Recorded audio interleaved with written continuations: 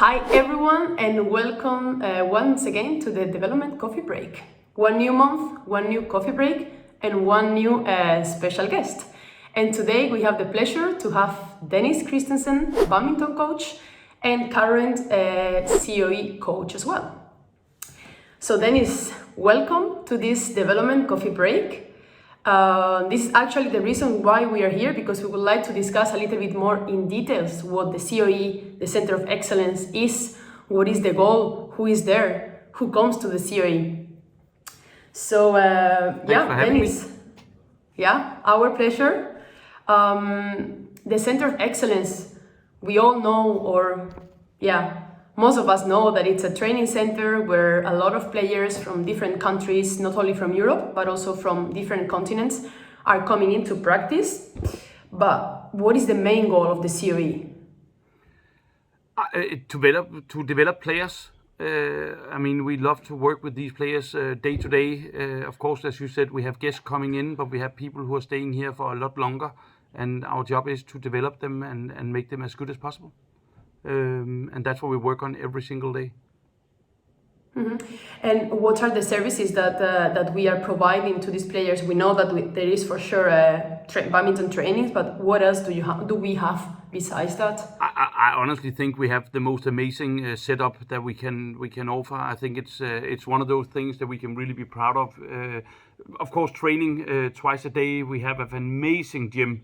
I need to put that out some more, but the gym we have a fantastic physio who is also badminton skilled, that also help the players not only on the physio sessions but also during the training, and talk about how to develop the weaknesses they have, not only if they have injuries but also how to prevent the injuries during matches and so on. So we have that on court, which is something that is pretty new for us.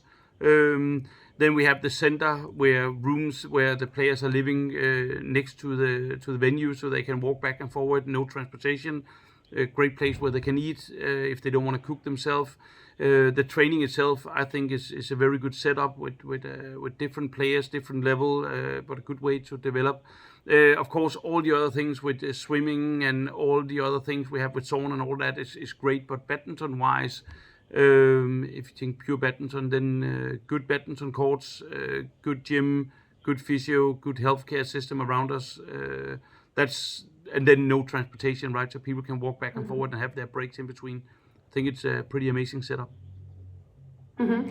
And you have mentioned before that we have different kind of players. There are players that come for a week, players that would like to stay for a month, and players that are actually living there. So is it their decision, or how do they handle the time that they want to spend at the COE? So it's by either players contacting COE and saying, hey, do we have a spot for a certain period of time? And then people can pay very little to come here and join for a week or 2 weeks. And my job and the other coach's job is to send them home with 2 weeks with a lot of inspiration of saying, okay, you need to go back, if that's Peru or it's Slovenia, and go back and work on certain stuff. And then they will have a chance maybe to come back a week later, 6 weeks later, or 6 months later. And that way we can help the federations in or around Europe, but also the rest of the world. The players who are staying here, it's more our responsibility, of course, in cooperation with the federations, to make them better players on day to day and develop them over a longer period of time. And it's two different ways of working, but both of them is important. Yeah, and you have also mentioned that they can stay here for a little price. We are not going to actually dig into the prices, but I think it's also worth it to mention that for European players, the prices depend on the ranking that they have. So that's our criteria to select the fee for the players. And then for non-European players, we have also like a fixed fee that it's varying every year. But yeah, for more information, we can for sure give this information via email to everyone that is asking. And we are Yeah, I mean, I'm honestly a bit surprised how, I mean, the cheap but there's a lot of support from, of course, Badminton Europe and the people who are supporting Badminton Europe as well to get this to work, right? And I think we need to appreciate that as well. But yeah, absolutely, it's very fair. Yeah, definitely. Yeah. And also, we are approached and reached out by players, coaches, parents, even the federations. But if someone would like to come for the first time to the Center of Excellence, how can they get access into the Center of Excellence? What is the right process to come in? I mean, first of all, we of course want the federation to accept the players to come to us, right? We are not going past the federations. We are always working with the federations. So before that anybody is coming to the center, then we make sure that the federation saying, well, that's a great idea, or you can definitely have these players to develop them in shorter or longer period of time. But we have had many players contacting us, all from contacting me on Messenger saying, hey, I saw your post on Facebook. Is there anything chance that I can come by at some point? And then we start the process there. So you can do it just contacting one of the coaches. Of course, you can go into the office of Badminton Europe, contacting yourself. It's another way of doing it. And you can have the federation contacting Badminton Europe as well. There's many ways of doing this. But anyway, it always ends back to their local federations to accept them to come. Yeah. That's an important call, because sometimes we try also, or maybe they try to save some time, but it is important to always have the approval of the federation in advance, so that we are all on the same page and we can move forward. And then it's also more into the training setup and the level of the players. We have different levels that it has evolved throughout the year. At the moment, what is the profile and the level of the players that are visiting the COE? Do you have any other interesting questions? Because that's a tough one. No, so our mix of players is big right now, and it actually makes it, as a coach, a lot of fun to make it work. And we have right now split, not all, but most of the trainings up in men's single groups and ladies single groups. And then once in a while we mix them together to kind of maybe raise the level a little bit, also the intensity a little bit. But we have them separated in most trainings for men's singles and ladies singles. And in men's singles that I'm working with now is young players, talented players who are on the run. We have young players at 16, 17 years old who have decided that they want to give badminton a go and have some talent to take that to the next level. And we have players who are qualifying for the European Games. So it's everything in between, and that is the work that I do and the other coaches here, is to make sure that work, and it is working really well in my humble opinion. But it's really a process where we love to have the young players coming in, the young players who want to develop, who want to see how long they can take, how much they can bring this badminton game up to. And we have the more, should we call them, experienced players who of course are helping the young ones, are doing that happily, but also have their own targets of qualification for, if it's the Olympics and World Championships and all of that, right? So it's that profile. So it's kind of broad profile, but it's also something that works in training. And I think that I wouldn't call them older players because they're not that old, but the more experienced players, they can inspire the young ones to reach for something bigger. Yeah, and because we also have permanent players, as we have mentioned before, and then players that are coming in and out. Regarding the goal setting or the schedule of the training, how do we manage that? Does every player have their own individual program, or is something that everyone gets adapted to when they come in? Ooh, now you get me on fire here. I have developed a system that I think is a bit new. That it's a work in progress, but it's going well. We have done it for 6-7 months now, and what I do is I have a minimum 1 monthly meeting with every player, and in that meeting we put up their own goals for the next month, between 3 and 6 weeks.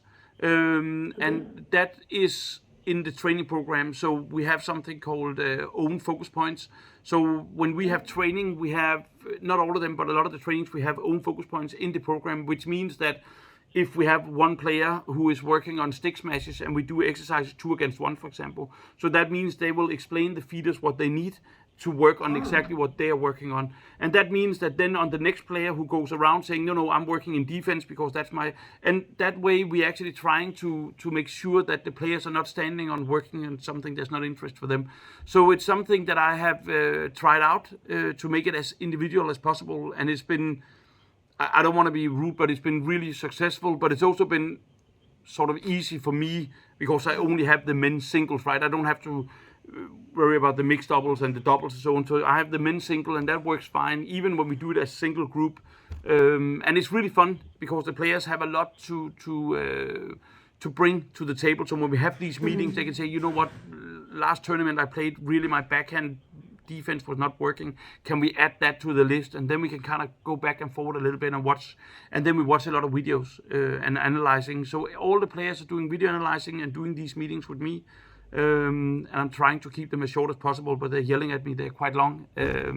But this is something where they can add a lot to their own practice. And I think it's really it's actually a lot of fun. And I think the players enjoying to have their own saying and training. For sure. So that's what I do. Yeah. Okay, it's a very interesting actually proposal because it's also easy to incorporate in the practice that small change. And for example, the video analysis, do they do it in their spare time before the practice, like kind of homework, or how do you incorporate it? So I have I shouldn't probably mention too much names in here, but I have a very young, talented player from Holland, and he's really keen on. He's a special type of player. He's a tall guy, and he's looking at how the heck am I gonna be improving my, for example, defense, and I give him. He's also very motivated. I give him a lot of homework where I'm saying, okay, look at this player who is similar to your playing style, and then look at it when he's playing 2 years later. What have he improved? And I give him, and he's going back and forward and asking me, "Have to bring me some more? I need more. I can see this. Bring me some more." Not all players are doing that, but all players are forced, and I'm saying this with a smile, to do their video analyzing with me. So we're sitting together, we're watching the last match they're playing, we look through saying, okay, you have to improve this, you see this is where you're lacking, this is a tactical error. And that's the other thing that I have done in my training, is that every week we have a tactical practice. So it's where we're actually playing, I would call them tactical games. Actually one of the players is calling it body hard work, brain even worse. His brain is cooking when we're doing these exercises, because the brain is not always following the pace of the game, and this is something that I've really I'm trying to put in because we need to be smarter to play better. So it's watching a lot of video that helps, in my point of view. Okay, and Dennis, now I've seen that also you coaches, COE coaches, are attending also some competitions, but I guess that every player has their own competitions. How do you split, and what do you provide the players in the competitions? Can you be on court, or how is it? How does it work? Yeah, we have 10 tournaments a year that we are going out to, and we are trying to get to as many players as possible. So we're trying to take them on a little bit different level. So it's not all challenge tournaments, or it's also future series. So we're trying to mix it up so we make sure that everybody gets on court as well. And then we are coaching all the players that are at these tournaments who are also here at the center. And we have there need to be a certain amount of players there before we go, of course, but it's 10 tournaments is fair.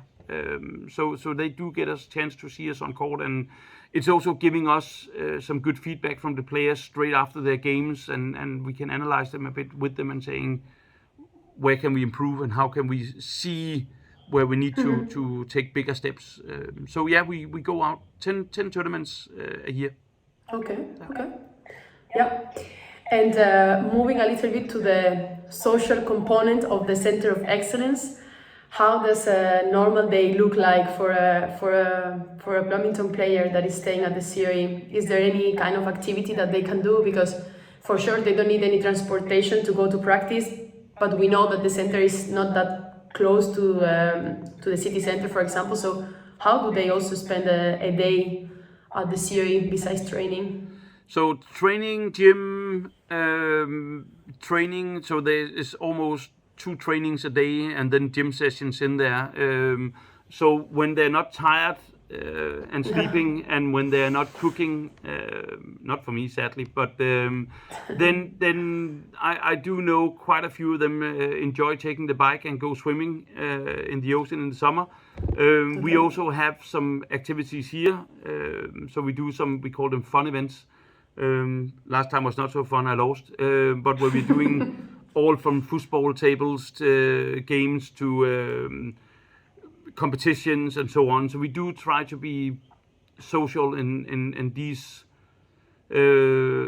days where it's possible. Of course, a lot of them are tournament and going left and right, but they also living in next door to each other, right? So they do go watch a soccer game here and there, and they do enjoy their companies and cooking for each other and so on, right? So it's I think it's of course it's not a lot of social time they have because they are tired and they are practice twice a day and gym. But when they do go to the movies or they take a trip to Copenhagen, or I think it's great.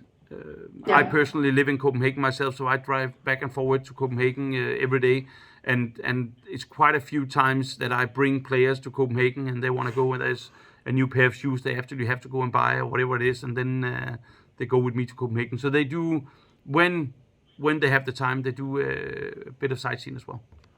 Okay, that's good to know. And then is now this is the last part of this coffee break, and I would like also to ask you a few questions, maybe more from a strategic perspective. Yeah, sorry. No problem. We just got you here. Yeah, I'm here. Yeah, from a strategic perspective, how do you think that the Center of Excellence can help the development of high performance in Europe? I think it can actually improve on high level as well as intermediate level. I think the setup we have is very hard to compete with. I think it's pretty much, it can always get a bit better, but it's a really good setup we have. Training, the support, surroundings, the players. I think it's really good. We also have the lucky situation we have a lot of Danish clubs around as well. So even some of the players are playing team matches for Danish clubs. So what they do is they come, they practice here, and then they go play team matches. In the meet, they get a lot of competitions. There's also a lot of competitions from players, Danish players, that actually have a pretty high level. So they have a tough time beating, right? So we have very good opportunities here, even here in Holbæk, on getting some good sparring in, but as well as going out to the clubs and get some sparring as well, which will improve the level of the players and also expose them to club culture in Denmark. And I think that helps them raise the level as well. I don't see a problem that you cannot develop top players here at all. I mean, we have proved it in the past, and we will do it again. I think the whole setup is carrying any level players to a higher level. Amazing. And also we see that there are a lot of training camps going on. There are the training camp for the preparation for the European Games. Also, there were a couple of training camps at the beginning of the year. Now there are another couple of training camps during the summer. What are the next actions or steps that the COE has in the pipeline to keep developing the project, or to make the most out of it? Again, we would love to have young players in, under 17 players, 15, 16, 17, 18 years old players. When they have the time, a week gap, they can come and practice, get new inspiration to raise the level in Europe. And if they come here in their summer break, when we have think 4 weeks of camps over the summer, for 2 weeks of men's single camps, 2 weeks of ladies single camps, and this is searched against the younger players as well that comes in and get the experience from playing with, I would say, different players, but also each other, and then with some higher level players, and then learn how that we are practicing as a pro setup. I think that's what we can do, and we can do really well.